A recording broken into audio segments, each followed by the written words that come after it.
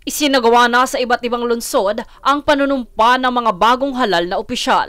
Ito ay matapos ang 2025 national and local elections noong nakaraang buwan ng Mayo. Isa na rito ang lungsod ng Mandaluyong kung saan nanumpa ang kanilang mayor na si Menchie Abalos. Naipanalo ni Abalos ang kanyang kandidatura laban sa kanyang katunggali sa bilang ng 105,511 votes. Bukod pa rito, nais rin niyang ipagpatuloy ang mga bagong proyekto para sa modernong solusyon gaya ng programa para sa mental health at digital literacy. Nag-launch kami ng Sagip Balisa para sa mental health, bully,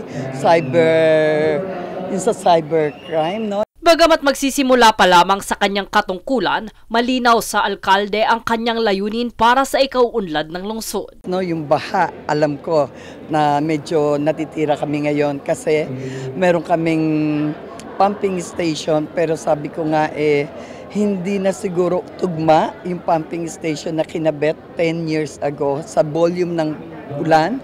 Kaya bear with me, gagawin ko naman lahat ng aking makakaya, lahat ng ating mga drainage pinalilinis ko. Pero I will do my best and then I will check with my engineering kung ano ang pinakamagandang solusyon para itong baha hindi na magtuloy-tuloy. Sa kabilang dako, nanumpa rin ang mga opisyal ng Pasig na pinangunahan ni Mayor Vico Soto.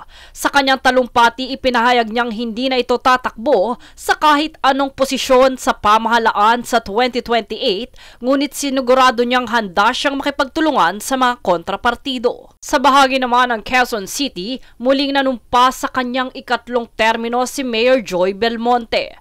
Dito kanyang binigyan diin na papanatilihin nila ang pagpapainam sa kalidad at serbisyo maging sa pagtugon sa mga pangangailangan ng kanilang nasasakupan. Samantala, para sa kanyang huling termino, nanumpa rin si San Juan City Mayor Francis Zamora. Kasabay nito sa Carmona City naman ay nanumpa rin ang alkalde na si Dr. Dalia Loyola na nagnanais mapaigting ang kalidad ng edukasyon ng lungsod sa kanyang termino. Habang nauna namang nanumpa noong June 27 si Las Piñas City Mayor April Aguilar at dito kanyang ipinabatid na ipagpapatuloy ang mga naunang proyekto ng kanyang mga magulang para sa kanilang lungsod. Makalipas ang higit isang buwan sa naganap na halalan, sisimulan na ng mga lokal na opisyal ang kanilang tungkulin sa bawat pwestong kanilang napagtagumpayan.